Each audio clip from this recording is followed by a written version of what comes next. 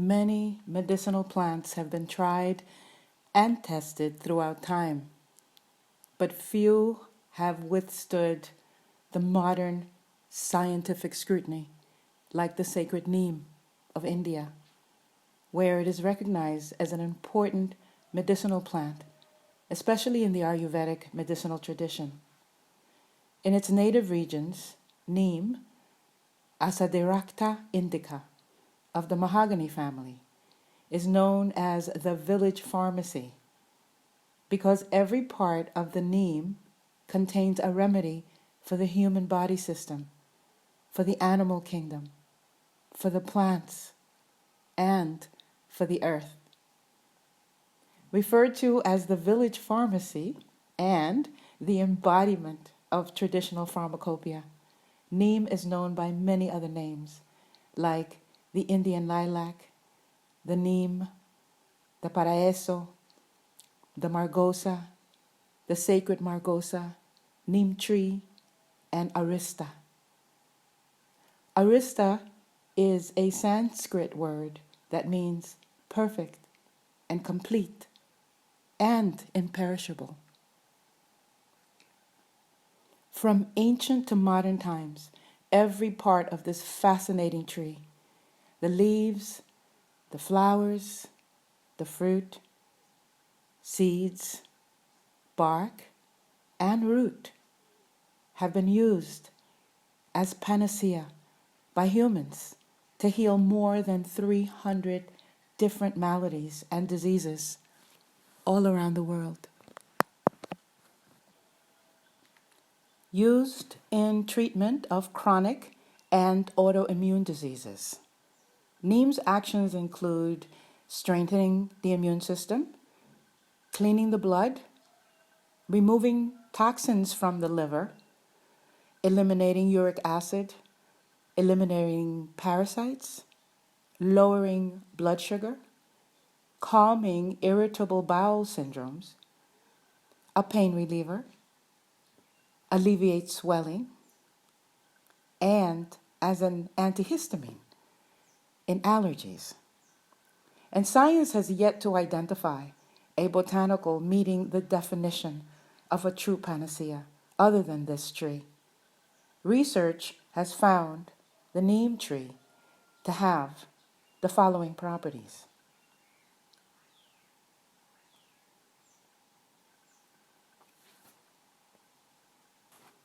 It is antimicrobial. It inhibits the growth of virus, bacteria, fungi, and germs. It's antiparasitical. It eliminates and protects against parasites. It's an antihistamine. The antihistamine found in neem leaves causes blood vessels to dilate, which reduces elevated blood pressure. It's an analgesic used to relieve pain. It's an anti-inflammatory used to alleviate swelling. It's an alterative. It's able to cure and restore health. It's anthelmintic, capable of expelling or destroying parasitic worms. Neem's greatest power is as an immune system stimulant. It generally promotes optimal functionality of all of our body systems. It's antiemetic in that it's used to stop nausea or vomiting, but it should not be used by pregnant women. It is not recommended to be used in the nausea that's associated with morning sickness and pregnancy. The leaves of the neem have a garlic-like odor and a very bitter taste. Harvesting neem leaves is really easy if you have your own tree. You can harvest the leaves at any time, sun dry them, or oven dry them, and store them in a container or a paper bag for you to use later. The rule of use is 1 teaspoon of dry leaf to 1 cup of hot water. You don't boil the neem. This measure is different when you're using the neem leaf powder as it's more concentrated. So with the neem leaf powder, the dry leaves can be powdered and also taken as a tea or filled into gelatin capsules. So the recommended traditional use is a 1/4 teaspoon of leaf powder to 1 cup of hot water. And you let it steep, and then we drink the cup. A neem extract, you can make an extract from the neem leaf powder. You can make it from the leaf, but you could also make it from the neem leaf powder. And you can also make infused neem oil from the leaf powder. You infuse the leaf powder in oil, and then you heat it, strain, and store. Very simple. The resulting oil will contain all of the properties that are in the neem leaf. And you can use them topically as antibacterial ointment, antiseptic, and also as a conditioner for your hair, your face, your skin. You can even massage it into your nails. And also for pain, you can use it as a pain reliever and on skin irritations or bites. Because of the antihistamine property, you can use this oil on mosquito bites or insect bites. Because it has anti-inflammatory properties, you can put it on bruises and on skin disorders, whether it's got fungus or bacteria or germs. And also it's non-toxic, so it's an edible oil if it's made from the leaves. Oil made from the seeds is not recommended to be taken internally. But the infused oil that you make with the leaves is edible. Now the flowers, these beautiful flowers. The neem flowers as early as 1 year from planting. It blossoms white and lavender fragrant flowers arranged in these drooping bunches, and they can span up to 10 inches long. And each bunch bears anywhere from 150 to 250 edible flowers each. Neem trees, by the way, are bisexual. They're male and female. The male and the female flowers exist on the same individual tree. So it goes both ways. Let's talk about the fruit. Neem fruit is a smooth olive-like drupe, and it varies in shape from long and oval to almost round, and it's a little under an inch in length when it's ripe.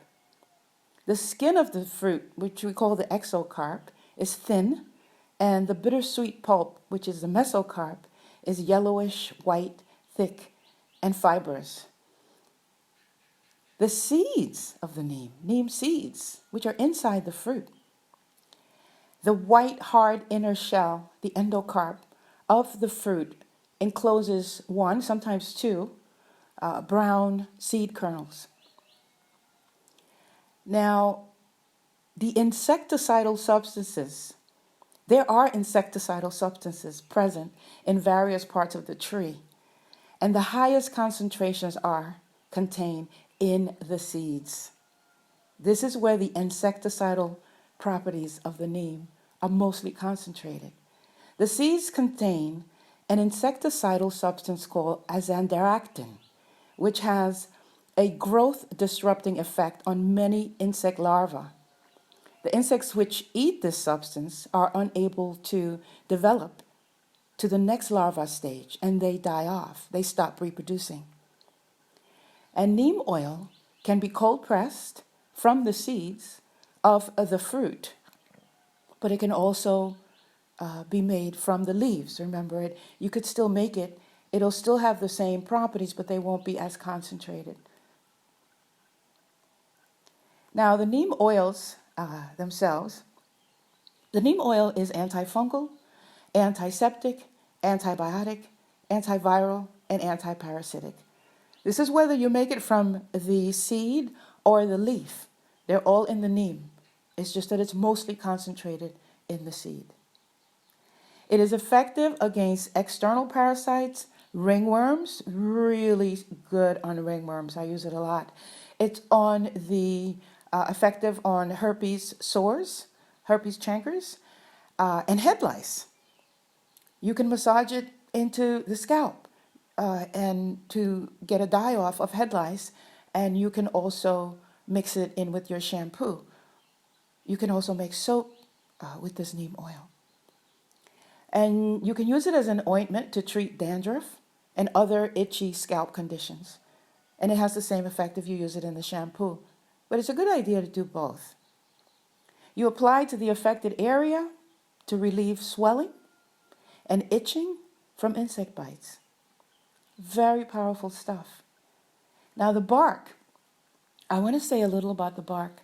There are several varieties of neem trees. And the medicinal ones that we're talking about here are the ones with the rough bark. If the neem tree has a smooth bark or no bark, as we say, then that's not the medicinal one that we're talking about here.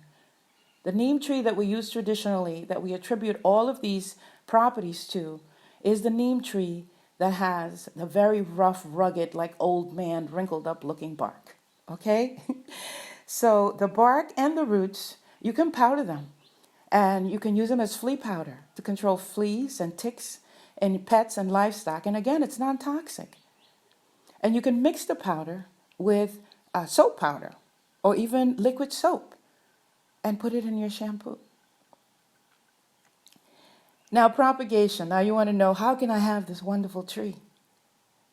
So this broad-leaved tropical evergreen tree that's native to India, and it's also found in other countries with similar growing climates. So if you have a climate that's similar to India or anywhere in India, chances are you can grow the neem. The neem thrives almost anywhere. It's really quite adaptive, and it continues to adapt. It is resistant to extreme drought and grows anywhere the annual rainfall is sparse. So it's not very demanding on you or the soil to grow. The neem tree grows on hilltops and infertile, depleted land. It grows on eroded hillsides. It grows on stony hillsides and flat land.